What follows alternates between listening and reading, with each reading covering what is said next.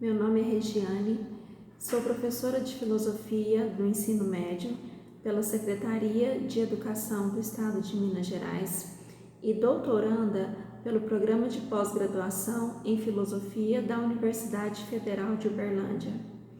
Minha pesquisa, denominada Religare em Nietzsche, Tornar-se a Si Mesmo e Autossuperação, que apresentarei neste simpósio, tem como objetivo analisar o longo e difícil caminho do tornar-se a si mesmo percorrido por Zaratustra e ainda compreender em que sentido este caminho pode ser entendido como religare, ou seja, enquanto caminho capaz de reconduzir o ser humano à realidade vital presente internamente em todas as coisas.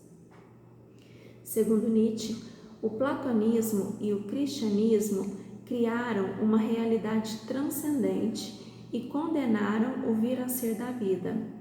Para Nietzsche, a realidade não é fixa e imóvel, mas é múltipla e mutável.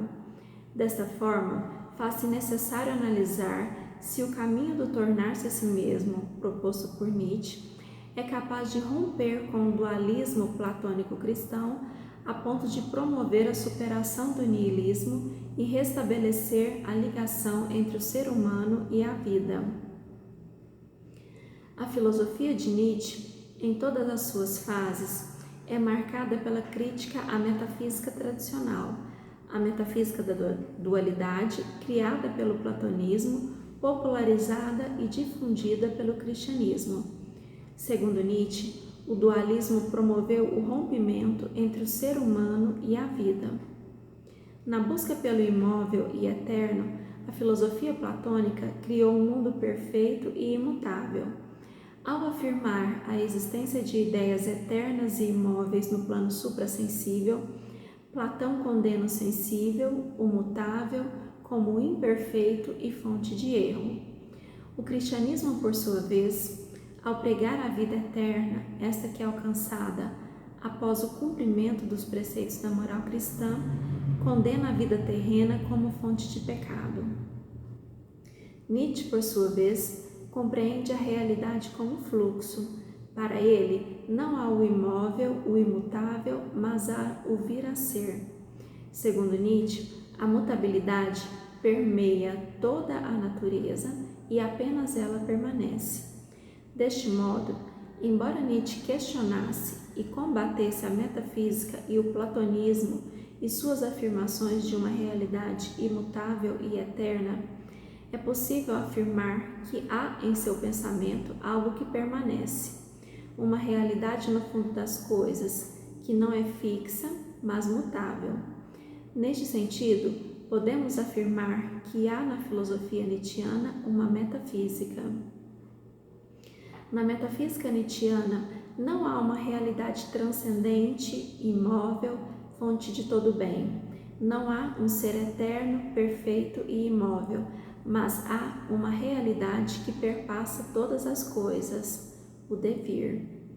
Na obra O Nascimento da Tragédia, esta realidade é chamada de uno primordial. Em Assim Falava Zaratustra, recebe o nome de vontade de potência.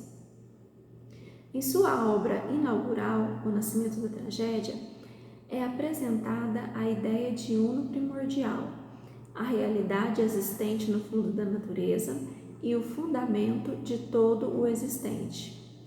Esta força vital se desdobraria fazendo surgir o mundo, o ser humano e a arte, com o objetivo de transfigurar sua natureza.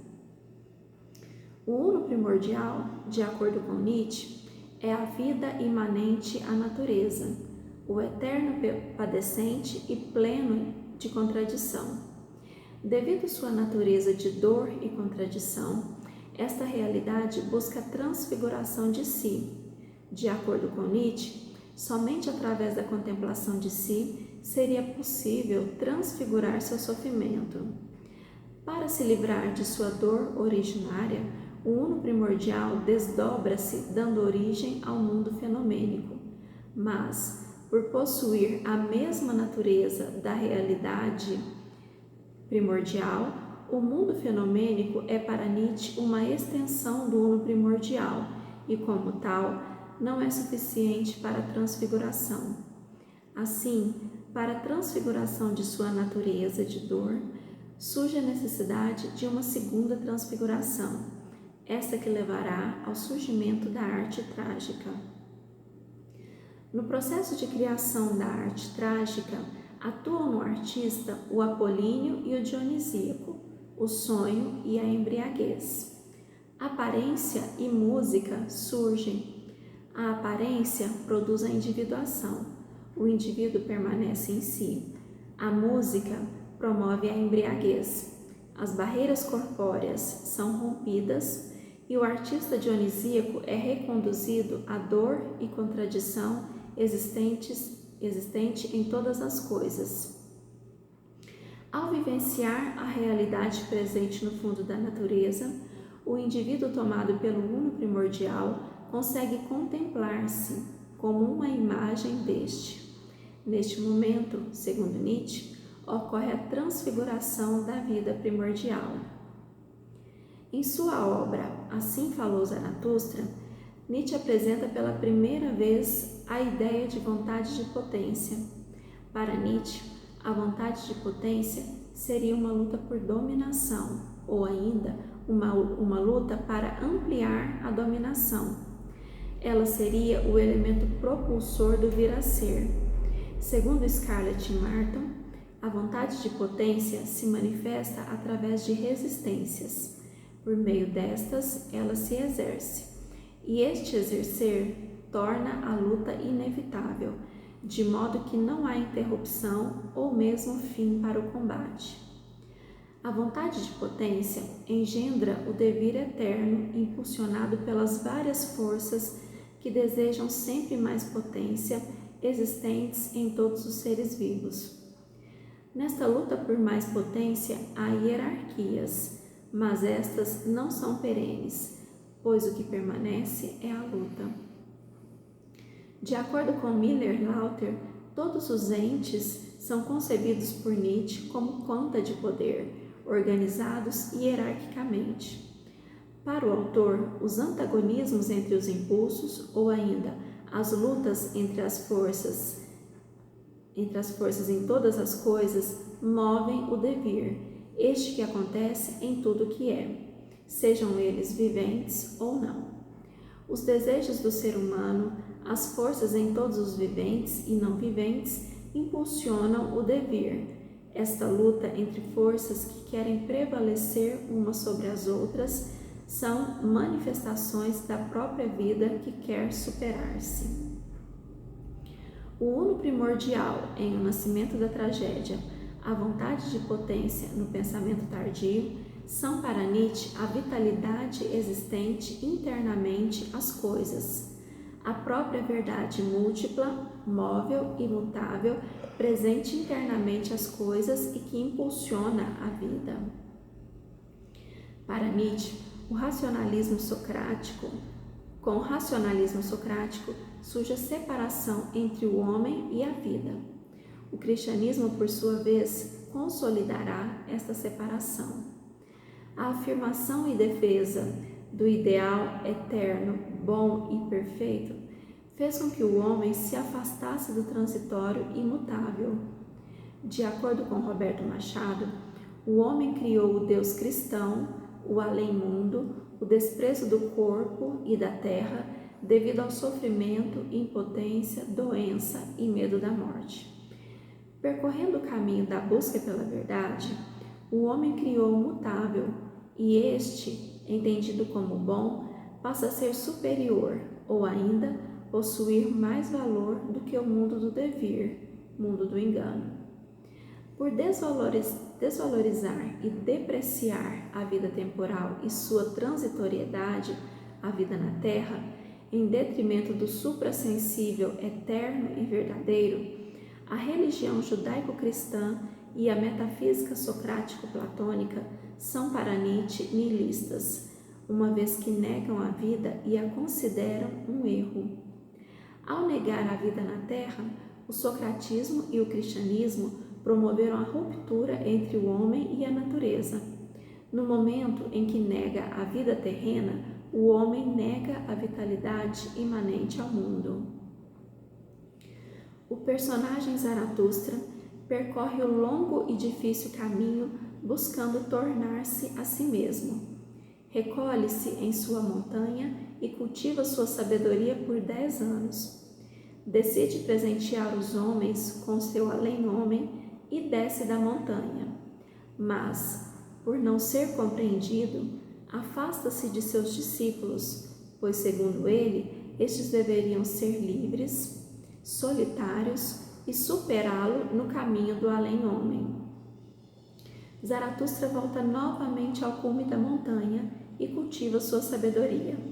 Após um sonho, acredita que sua doutrina está em perigo e novamente deixa a montanha, retornando assim ao convívio dos homens. Neste percurso, através de suas experiências, recolhimento e retorno ao convívio dos homens, Zaratustra torna-se a si mesmo.